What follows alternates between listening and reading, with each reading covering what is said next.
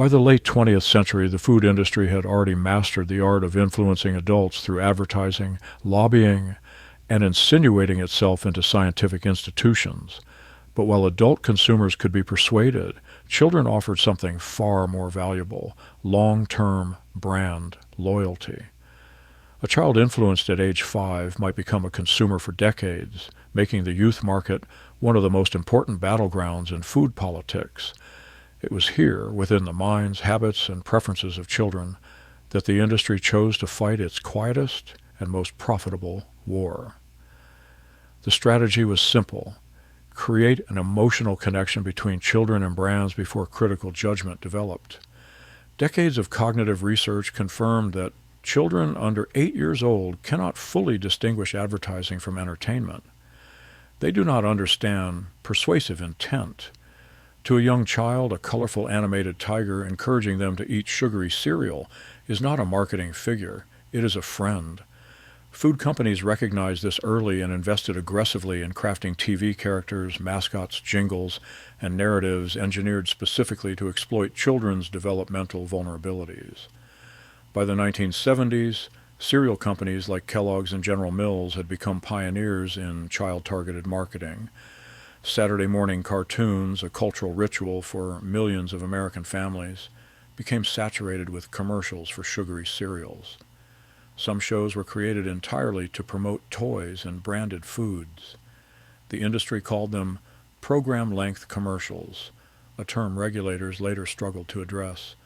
Tony the Tiger, Toucan Sam, Lucky the Leprechaun, and countless others were designed not merely as mascots, but identity markers, figures children could emotionally adopt. These characters spoke directly to kids, used childlike language, and promised fun, adventure, and belonging through a bowl of cereal loaded with sugar. The success was staggering. By 1985, the average American child viewed over 10,000 food advertisements per year, most for fast food, cereal, and sugary snacks. Only a tiny fraction promoted healthy foods. Fruit and vegetable producers lacked the marketing budgets of multinational corporations. No one created cartoon broccoli or heroic blueberries capable of rivaling cereal mascots on TV. Fast food companies quickly followed suit. Ronald McDonald, introduced in the 1960s, became a cultural icon, his red hair, yellow suit, and welcoming smile crafted to evoke warmth and safety. McDonald's play places transformed restaurants into playgrounds, turning meals into experiences and embedding brand loyalty early. The Happy Meal, introduced in 1979, paired food with toys, making the act of eating indistinguishable from entertainment. Parents were not simply buying a meal, they were buying a moment of joy for their children, one engineered by corporate psychologists. The consequences of this early marketing were profound. Studies throughout the 1990s and early 2000s consistently showed that children's food preferences, brand recognition, and long-term consumption patterns were shaped overwhelmingly by advertising. A 2001 study by Stanford University found that children preferred the taste of food when it was labeled with a McDonald's logo, even when the food was identical. Branding had become a sensory experience. This manipulation extended beyond screens. Food corporations entered schools through sponsorships, branded educational materials, vending machines, and fundraising partnerships. Cereal companies donated textbooks with subtle messages emphasizing breakfast grains. Pizza chains sponsored reading programs in which children earned free pizza for meeting reading goals. Snack food companies provided sports equipment in exchange for exclusive product access. To budget-strapped schools, the trade seemed harmless. To corporations, it offered direct access to children in environments previously free from commercial influence. One of the most insidious strategies involved the engineering of child-targeted food. Products were designed to appeal to biology as much as psychology.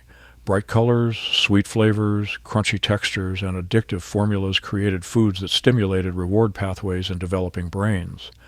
Food scientists worked deliberately to optimize sugar, salt, and fat ratios to create maximum craving.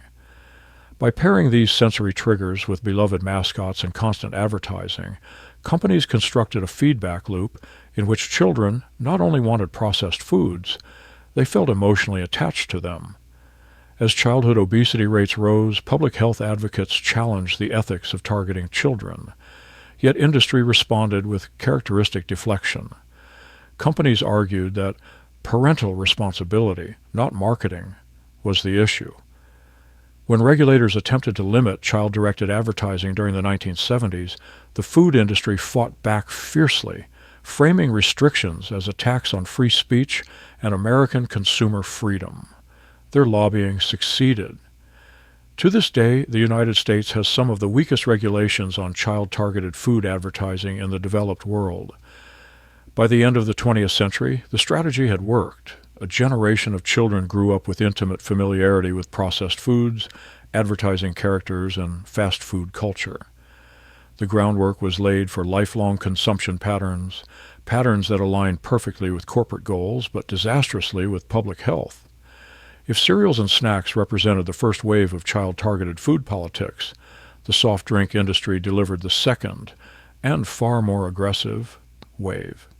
Soda companies realized early that while advertising shaped desire, control of environment shaped behavior, and no environment was more strategically valuable than schools, buildings filled with predictable daily foot traffic, captive audiences, peer influence, and limited dietary options.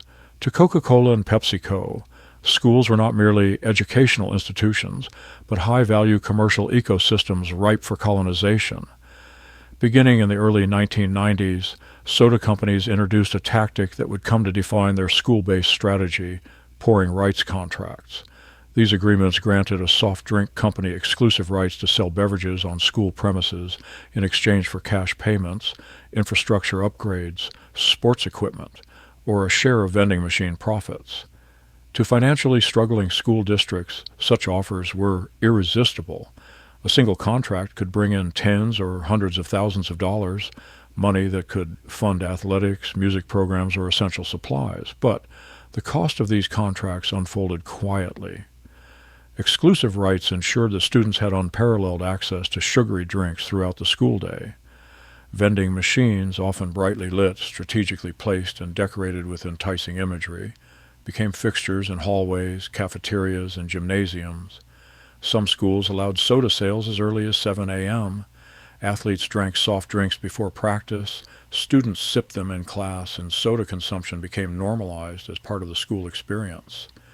The architecture of influence extended beyond vending machines. Contracts frequently included incentives for high sales. Some agreements rewarded schools with cash bonuses if students purchased a certain volume of beverages. Principals received pressure from district administrators and corporate representatives to increase soda visibility. Companies provided branded scoreboards, cafeteria signage, and posters. School events featured soda product placement. Field days were supplied by corporate trucks handing out samples. In some districts, soda companies sponsored entire school festivals offering free refreshments that guaranteed brand exposure. The effects were immediate. During the height of pouring rights agreements in the 1990s, teenage soda consumption soared. A 1999 CDC report found that nearly one-third of high school students drank 2 or more sugary beverages per day, with access at school cited as a major factor. Dental problems increased, attention-related issues were reported more frequently, and childhood obesity rates climbed steadily. Yet industry doubled down on the narrative that soda was harmless in moderation, ignoring the fact that the school environment they engineered encouraged anything but moderation. Public health advocates raised concerns, pointing to aggressive marketing and the health risks of daily soda intake. The soft drink industry responded with its standard two-pronged strategy: deny and distract. First, companies denied that soda was uniquely harmful, insisting obesity was caused by lack of physical activity. Then, they launched massive campaigns promoting exercise programs, youth sports partnerships, and active lifestyle. Messaging, never addressing the role of sugar-sweetened beverages in the first place. They funded studies claiming soft drinks were unfairly singled out and commissioned economic reports warning that removing soda machines would financially devastate schools. The turning point came in the early 2000s when lawsuits, investigative journalism, and mounting scientific evidence spotlighted the health consequences of sugary drinks. Parents protested. Pediatricians spoke out. Some school districts voted to eliminate soda machines, triggering fierce backlash from beverage lobbyists. In one notable case, when the Los Angeles Unified School District banned soda in 2002, industry groups attempted to overturn the policy through legislative pressure and public relations campaigns claiming schools would lose irreplaceable revenue. Despite these conflicts, momentum slowly shifted. States like California, Maine, and Connecticut implemented restrictions on sugary drink sales in schools. By the mid-2010s, federal regulations imposed under the Healthy, Hunger-Free Kids Act limited the types of beverages allowed in schools nationwide. Soda companies adapted, reformulating products, diversifying into bottled water and sports drinks, and reframing themselves as partners in health rather than adversaries. But the legacy of pouring rights remains. For 2 decades, soda companies used American schools as marketing laboratories, embedding brand loyalty into daily routines and shaping consumption patterns during formative years. The influence was so pervasive that many adults today can still recall the sound of vending machines whirring in school hallways, the glow of branded machines, or the presence of corporate logos at school events. The takeover of schools by the soft drink industry stands as one of the clearest examples of how corporate strategies infiltrate public institutions, shaping behavior in ways that benefit profits at the expense of health. It serves as a reminder that when financial need meets corporate opportunity, children often become the currency, quietly, subtly, and profitably. By the late 20th century, the American public had grown deeply attached to the idea that health could be purchased in a bottle. Supplements, vitamins, minerals, herbs, extracts, powders, miracle pills filled supermarket aisles, pharmacies, and late-night infomercials. They promised energy, immunity, longevity, weight loss, sharper minds, stronger bodies. Their appeal was powerful and emotional, a shortcut to health in a world increasingly overwhelmed by processed food and chronic disease. For scientists, however, supplements represented something else entirely. A largely unregulated marketplace driven not by evidence, but by marketing. The clash between the scientific community and the supplement industry became one of the most entrenched divisions in food politics. Scientists spoke the language of controlled trials, randomized studies, and reproducibility. Supplement companies spoke the language of testimonials, tradition, and consumer freedom. It was not simply disagreement, it was 2 worlds with fundamentally incompatible views on proof. In the 1970s, nutrition science had matured enough to distinguish between nutrient deficiencies, once a major cause of disease, and chronic conditions linked to overeating and imbalance. Deficiency diseases like scurvy, beriberi, and pellagra were largely eradicated in the U.S. due to improvements in diet and food fortification. Yet supplement companies continued invoking these historic illnesses as justification for mass vitamin use. Advertisements framed supplements as protection against invisible deficiencies, suggesting that modern diets were too depleted to sustain health, even though no scientific consensus supported this. The turning point came with Linus Pauling, a Nobel Prize-winning chemist whose advocacy for megadoses of vitamin C catapulted supplements into mainstream consciousness. Pauling argued that vitamin C could prevent colds, fight infections, and even combat cancer. His status lent instant credibility, and supplement sales soared. Yet the scientific studies that followed consistently failed to confirm Pauling's extraordinary claims. Large-scale trials found minimal or no benefits from high-dose vitamin C supplementation. But by then, the public had embraced Pauling's ideas wholeheartedly. The supplement industry learned a crucial lesson. Charismatic authority often outweighed scientific evidence. Throughout the 1980s and 1990s, the gap between scientific findings and public belief widened. Scientists published studies showing that excessive doses of certain vitamins, like vitamin A, vitamin E, iron, and selenium, could be harmful or even lethal. But supplement companies countered with aggressive advertising, framing supplements as natural, safe, and essential for optimal wellness. The phrase natural became one of the most profitable marketing tools in American history, despite having no scientific definition or regulatory standard. Scientists felt frustration. Their warnings were met with hostility from consumers who saw supplements as personal empowerment. Meanwhile, supplement companies portrayed scientists as elitists who wanted to restrict freedom and suppress alternative medicine. This tension escalated into political conflict during debates over supplement regulation. While researchers called for oversight to prevent misleading claims, supplement makers argued that regulation would destroy American wellness culture. The gulf between science and supplements was so deep that conversations became mutually unintelligible. Scientists spoke of dose-response curves, toxic thresholds, and lack of evidence. Supplement companies spoke of tradition, anecdote, and individual experience. The regulatory battles that followed revealed how difficult it was for science to maintain influence in a marketplace ruled by desire, fear, and the promise of simple solutions. By the early 1990s, the supplement industry had realized that their greatest threat was neither scientific evidence nor consumer skepticism. It was federal regulation, and thus began one of the most aggressive lobbying campaigns in the history of American nutrition. In 1994, the United States passed one of the most consequential food laws of the modern era, the Dietary Supplement Health and Education Act, DSHEA. Its passage reshaped the supplement marketplace, not by increasing oversight, but by effectively removing it. To this day, DSHEA remains the legal framework that allows supplements to be sold with minimal evidence, minimal regulation, and maximal freedom for manufacturers. Its creation was not a natural evolution of public policy. It was the result of a fierce and carefully orchestrated war between the supplement industry and the U.S. Food and Drug Administration, FDA. The early 1990s were turbulent years for supplement makers.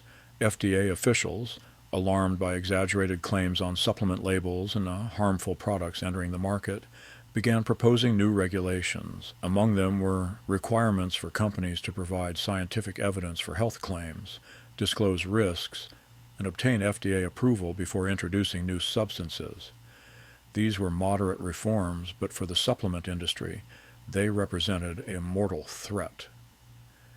Industry leaders reacted with extraordinary intensity. They launched a powerful public relations campaign portraying the FDA not as a regulator, but as a villain. Advertisements depicted government agents storming health food stores, confiscating vitamins, and destroying natural products. The narrative was emotional and effective. The government wants to take away your vitamins. One famous TV ad featured a man behind bars holding a bottle of vitamin C, asking viewers, "Will you let them criminalize supplements?" The truth was far more mundane. FDA proposed to regulate supplements like any other ingestible product, but emotion, not truth, shaped public response.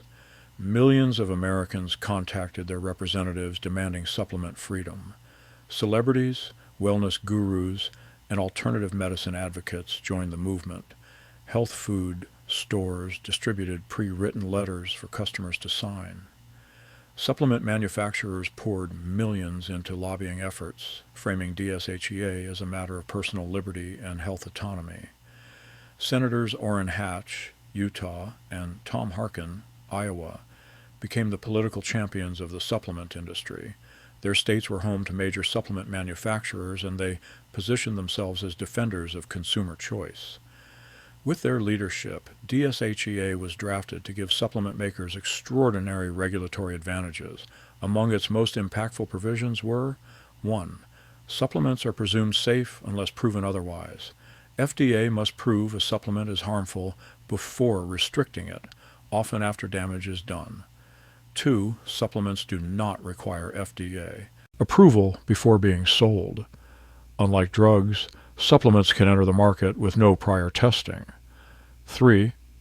Supplements can make structure, function claims. They cannot claim to cure disease, but can imply benefits such as supports immunity, boosts energy, or promotes heart health without needing strong scientific evidence.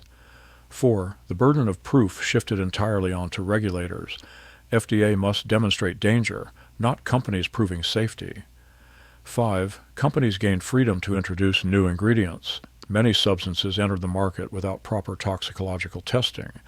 The result was explosive. The supplement market tripled in size within 5 years. Products promising weight loss, muscle growth, sexual enhancement, memory improvement, immune boosting, and anti-aging flooded shelves. Many were ineffective, some were harmful, a few were deadly. The FDA struggled to keep pace. Reports of contaminated supplements, adulterated herbal products, and illegal stimulants increased. But regulators were largely powerless without overwhelming evidence. Echinacea, St. John's wort, glucosamine, ginkgo biloba, kava, ephedra, creatine, each rose to fame not through scientific validation but through marketing momentum amplified by DSHEA's permissive structure. Consumer confusion grew as companies used vague language to imply clinical efficacy while avoiding explicit medical claims.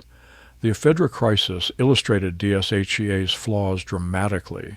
Marketed as a weight loss and performance-enhancing supplement, ephedra, Emma Huang, was linked to strokes, heart attacks, seizures, and deaths, including that of a young professional baseball player. Although evidence mounted, FDA faced enormous legal obstacles. Only in 2004, after years of litigation and hundreds of adverse event reports, was ephedra finally banned. The war between the supplement industry and the FDA was not just a policy conflict, it was a cultural battle over the meaning of health. The industry marketed supplements as natural, safe, empowering alternatives to medicine. The FDA argued for scientific validation and consumer protection, but DSHEA made clear which side Congress supported. By legalizing health claims without requiring proof, DSHEA transformed supplements from niche health store items into a multi-billion-dollar global industry. It also created an environment in which consumers were left to navigate a landscape saturated with persuasive marketing and minimal scientific guidance. The supplement industry's victory in 1994 was decisive. It demonstrated that emotional narratives, political influence, celebrity endorsement, and strategic fear could overpower scientific caution. And it set the stage for a new era in food politics, one in which the boundary between nutrition, medicine, and marketing became increasingly blurred. The passage of DSHEA in 1994 marked a radical shift in American nutrition policy, one that would reshape the health marketplace for decades. While supporters celebrated the law as a triumph of consumer freedom, its long-term consequences exposed a far more complicated truth. Deregulation did not simply open the door to innovation. It opened the door to chaos. In a system where products could be sold without proof of safety or effectiveness, the burden fell on consumers, often the least prepared, to navigate an increasingly deceptive landscape of health promises. In the years following DSHEA, the supplement industry experienced explosive growth. New ingredients appeared at breakneck speed, botanicals from distant cultures, synthetic extracts invented in laboratories, compounds repurposed from pharmaceuticals, and stimulant formulas crafted to mimic the effects of banned substances. Companies raced to outdo one another with supercharged claims, leaning on DSHEA's permissive language to imply powerful benefits without crossing the legal threshold into explicit medical promises. The result was a marketplace in which marketing evolved faster than science. A product could be created, packaged, advertised, and sold nationwide before any independent researcher had the chance to study its effects.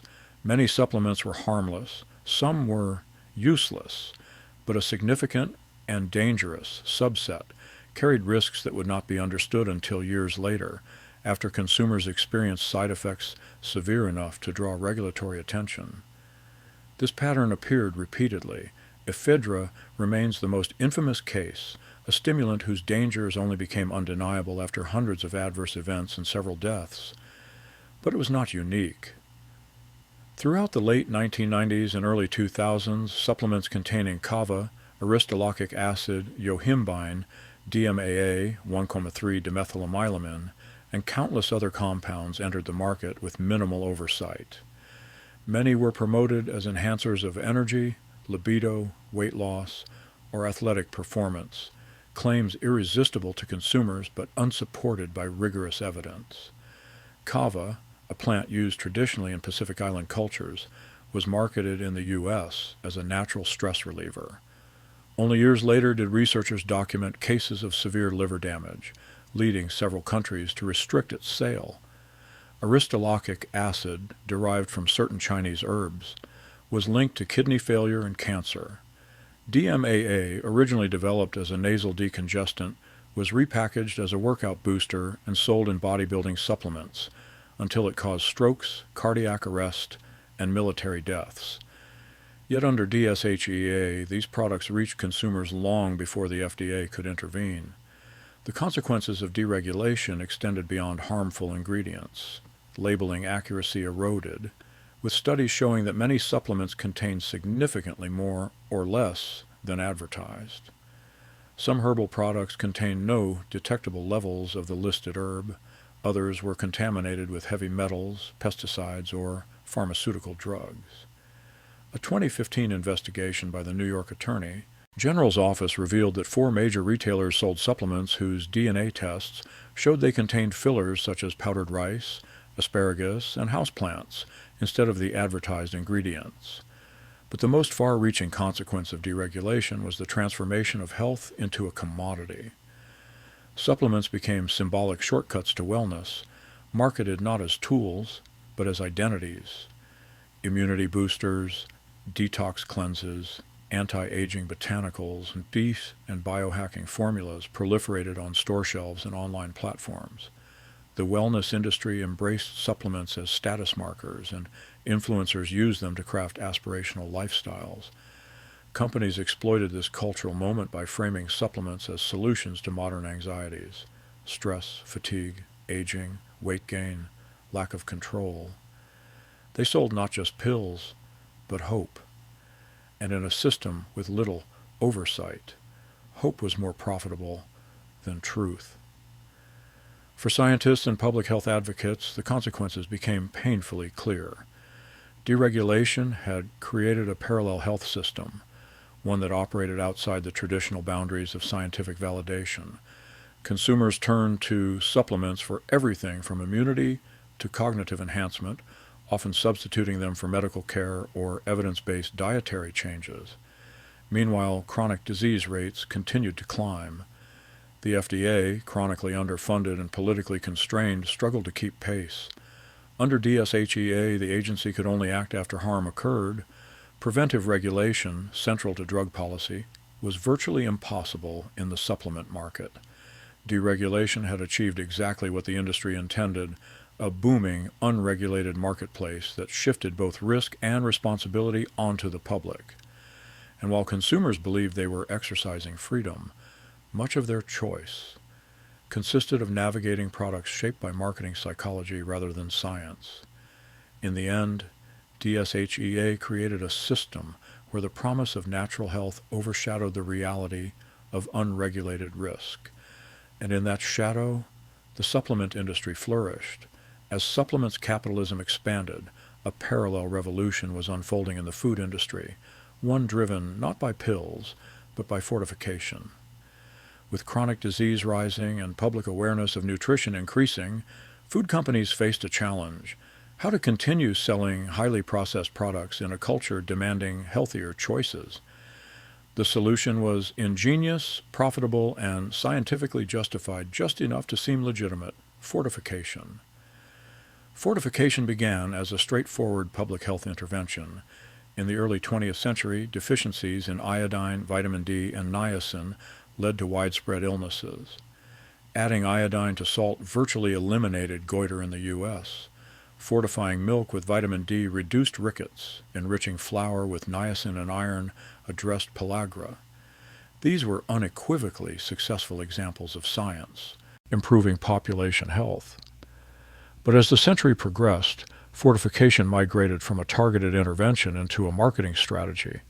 By the 1980s and 1990s, processed food companies realized that adding vitamins and minerals could transform nutritionally poor products into health-enhanced offerings. Breakfast cereals became the earliest beneficiaries. Boxes advertised claims such as fortified with 12 essential vitamins and minerals, distracting from the fact that many cereals were more than 40% sugar by weight. The addition of micronutrients created a halo effect. Consumers perceived the products as healthy regardless of their overall nutritional profile. This dynamic spread quickly. Juices, energy bars, snack foods, candies, and even processed meats began to market themselves as good sources of vitamins, calcium, or fiber. The logic was seductively simple. If you add enough good ingredients, the bad ingredients don't matter. But the scientific reality was far more complex. Isolated micronutrients rarely compensate for excessive sugar, sodium, or saturated fat. Yet the food industry capitalized on consumer confusion. Fortification opened the door to a new era of techno-foods, products engineered not for nourishment but for marketability. These foods were designed in laboratories using nutrient enhancement as a selling point. The rise of functional foods, those promising specific health benefits, followed naturally. Yogurts with probiotics, margarines claiming to lower cholesterol, cereals with added omega-3s, drinks fortified with antioxidants, chips enriched with fiber, and grain products boasting added protein flooded supermarkets. Food technologists embraced this trend with enthusiasm. Biotechnology made it possible to isolate, extract, and insert nutrients into products that had been stripped of their natural nutritional value during processing. Vitamins became ingredients, fiber became an additive, antioxidants became branding tools. The implications were profound. Techno-foods allowed companies to recast themselves as part of the health solution rather than contributors to health problems. A cereal company could launch a sugary product with the tagline, "Supports heart health." A beverage company could release an artificially sweetened drink fortified with vitamins and call it nutrient-enhanced water. Candy brands introduced fortified gummies framed as children's supplements. The line between food and medicine blurred, often intentionally. Consumer psychology played directly into the strategy. People sought convenient ways to feel healthier without altering eating habits. Techno-foods promised exactly that, health without sacrifice. Why replace sugary snacks with whole foods when snacks could simply be fortified? Why change a high-sodium frozen meal when it could be infused with antioxidants? Yet these foods rarely delivered on their promises. Scientific evidence showed that benefits from isolated nutrients were limited compared to naturally occurring nutrients in whole foods. The complexities of digestion, metabolism, and nutrient synergy could not be replicated through simple fortification. But nuance held little value in a marketplace driven by optimism and convenience. The techno-food movement also benefited from regulatory ambiguity. Under DSHEA and similar laws, companies could make structure-function claims, statements implying health benefits without directly making disease claims. This allowed products to say they support immunity or promote digestive balance without proving clinical efficacy. The ultimate irony was that fortification often masked nutritional deterioration. As processed foods became more engineered, more refined, and more distant from natural ingredients, fortification served as a cosmetic fix, painting a veneer of wellness onto products fundamentally defined by their lack of nutritional integrity. The rise of techno-foods marked a pivotal moment in the evolution of food politics. Food had become data, micronutrient lists, percentages, functional claims, rather than nourishment. Consumers increasingly saw health as something to be optimized through engineered products, rather than through simple, whole, minimally processed foods. Fortification had begun as a noble public health intervention, but in the hands of industry it became a powerful tool, a means of transforming ordinary processed foods into high-margin, health-branded commodities. The logic was irresistible, the profits immense, and the consequences far-reaching. This new food environment set the stage for the next phase, foods engineered not only for convenience or nutrition, but for performance. And from this ambition emerged some of the most controversial techno-foods of the modern era. As the 20th century drew to a close, the food industry recognized a profound shift in consumer psychology. People no longer wanted food merely for nourishment. They wanted food that performed. Consumers sought products that could sharpen their minds, strengthen their hearts, boost their immunity, improve digestion, promote weight loss, enhance athletic performance, and slow aging. The industry responded with zeal, ushering in the era of functional foods, a category that blurred the line between nutrition and pharmacology. Functional foods promised targeted benefits through the addition of isolated bioactive compounds, probiotics, prebiotics, antioxidants, plant sterols, omega-3s, peptides, adaptogens, flavonoids, collagen, and an ever-growing list of substances extracted, concentrated, and reformulated into edible vehicles. The concept was seductive, health, but engineered, nature, but improved. The movement began modestly with margarine-like spreads containing plant sterols to help lower cholesterol. Benecol and Take Control were launched in the late 1990s and quickly gained popularity. Their success demonstrated how powerful a health claim could be when attached to an everyday food. Companies realized they didn't need to wait for medical professionals to recommend dietary change. They could build the intervention directly into the processed foods consumers were already buying. Soon, functional foods appeared across every aisle of the supermarket.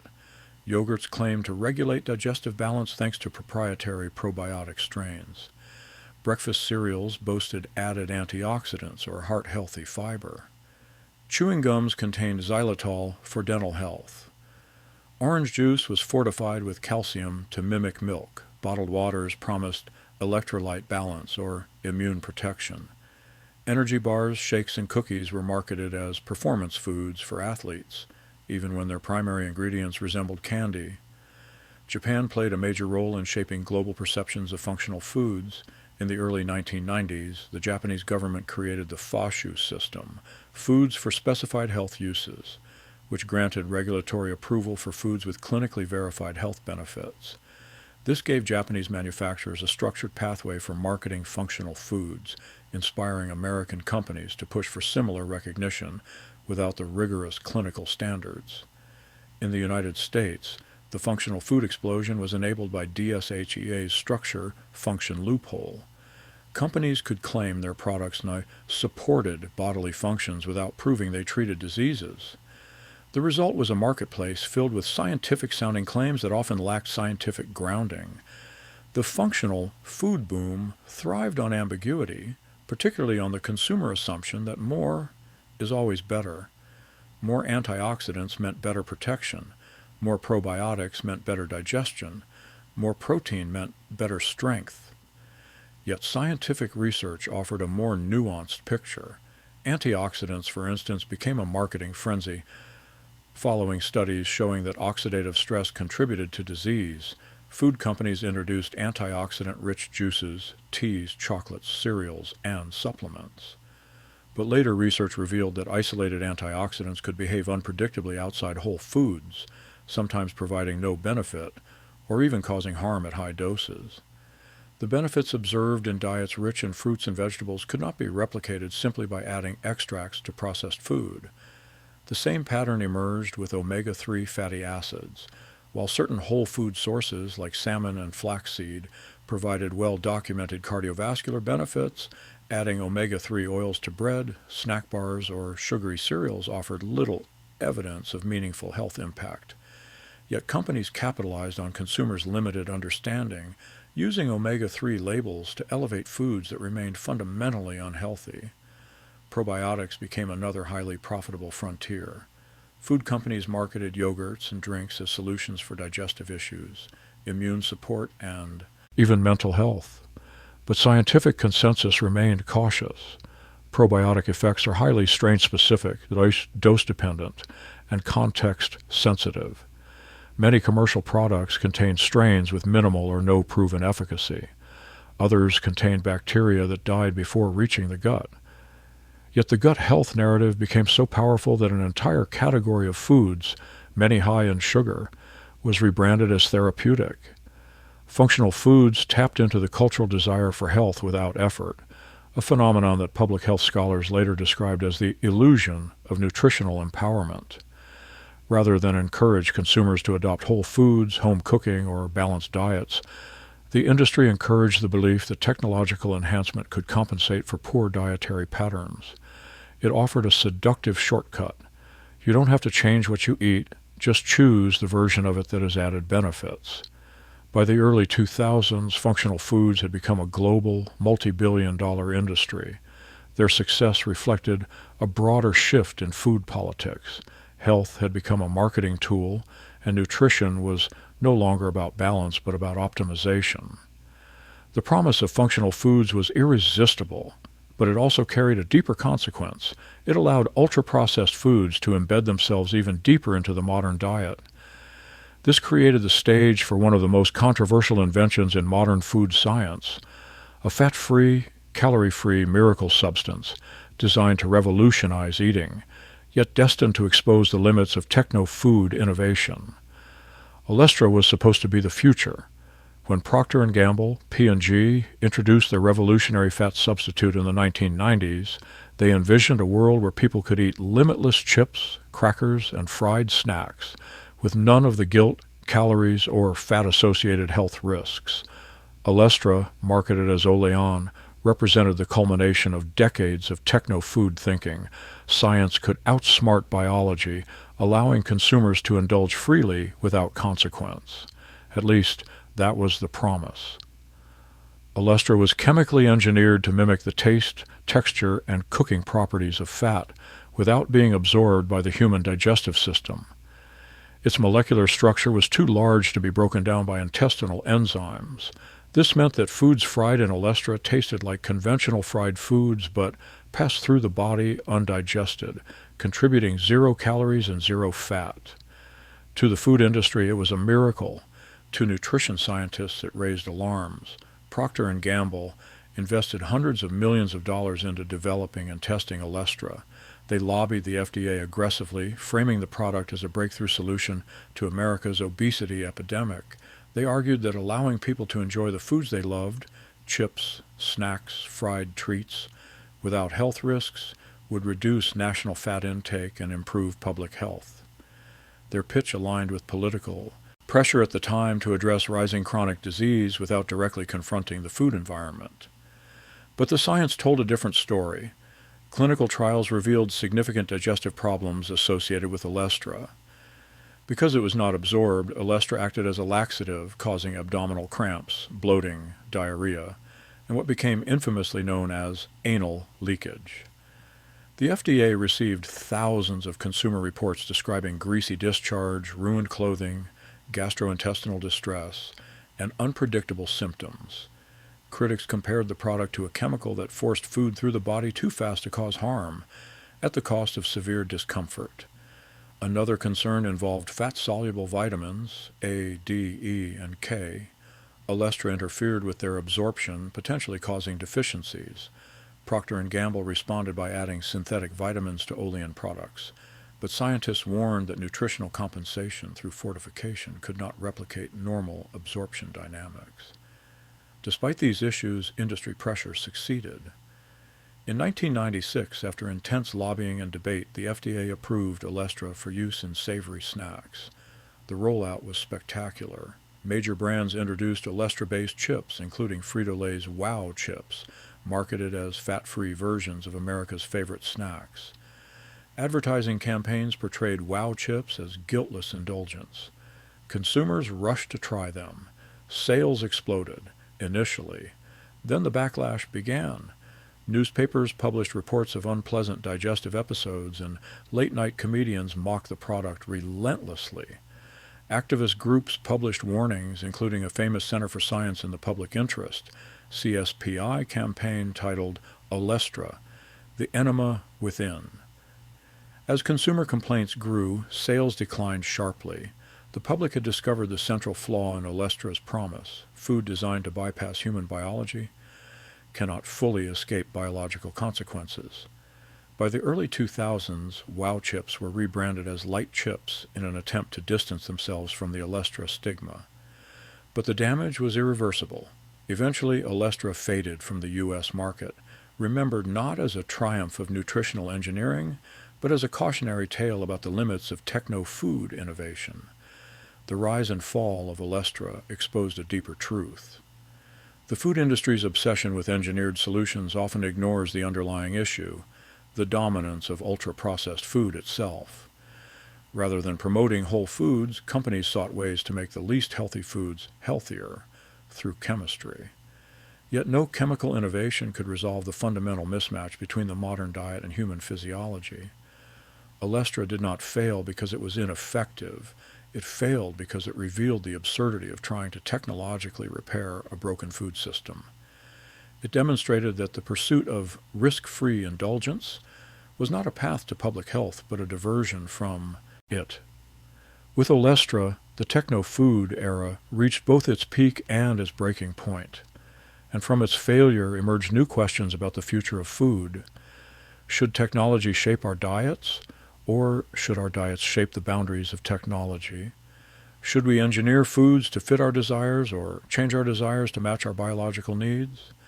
These questions form the foundation of the debates that define modern food politics, and they remain unresolved. The story of food in America is not simply a story about what we eat. It is a story about who decides what we eat, why they decide it, and what happens when those decisions collide with public health. Over more than a century, food has moved from kitchen tables to corporate boardrooms, from farm fields to political chambers, from nourishment to commodity, from biology to technology. It has become a mirror reflecting the power structures of our society. What we have uncovered across these chapters is a pattern, persistent, visible, unmistakable, once seen. It is the pattern of an industry that grows by shaping desire, influencing science, controlling information, manipulating public institutions, and embedding itself into the lives of children before they can understand advertising or choice. It is the pattern of powerful actors who learned that controlling the food supply meant controlling culture, profit, and even democracy. The American food system did not become what it is by accident. It was engineered by lobbyists who rewrote dietary guidelines to protect commodities, engineered by corporations that disguised marketing as science, engineered by advertisers who treated children as markets rather than human beings, engineered by supplement manufacturers who weaponized fear to avoid oversight, engineered by technologists who transformed food into data, pills, powders, and fortified illusions, engineered by political structures unwilling or unable to confront the economic forces shaping public health. Throughout this book, one conclusion becomes clear. Food is political because health is political. And when political systems prioritize profit over people, public health becomes collateral damage. The consequences are visible everywhere: rising obesity, chronic disease, aggressive marketing of addictive products, confusion about nutrition, weakened regulatory frameworks, and a public forced to navigate a food environment engineered to undermine the very behaviors health experts recommend. Yet the story is not without hope.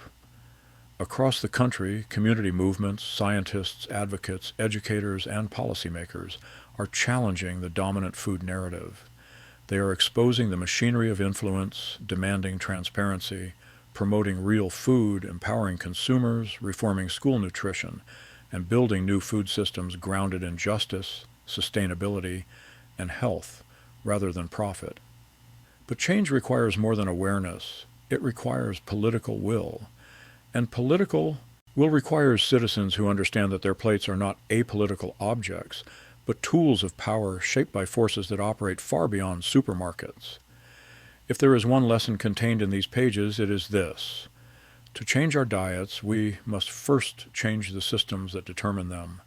Food politics is not merely about identifying problems. It is about recognizing our collective ability to demand better science, better transparency, better policies, better protections, and ultimately, a better vision for the future of food. The challenge ahead is clear, urgent, and inescapable. Will we continue to allow corporate agendas to determine national nutrition? Or will we reclaim control over what nourishes our bodies, our communities, and our children? The answer will shape the next century of public health. And it begins with understanding the truth. What we eat is a political act. Choosing differently is a revolutionary one.